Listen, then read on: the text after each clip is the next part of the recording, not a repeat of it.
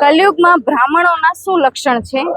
આજે આપણા વેદ શાસ્ત્રોના આધાર ઉપર જાણીશું.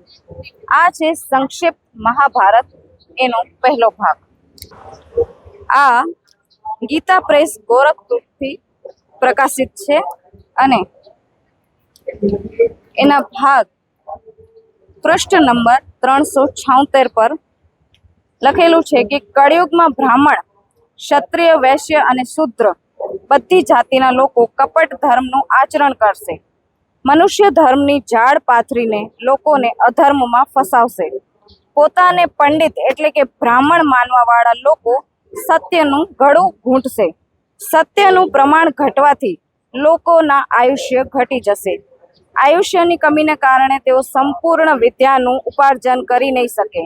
વિદ્યાહીન હોવાથી મનુષ્યોને લોભ દબાવી દેશે.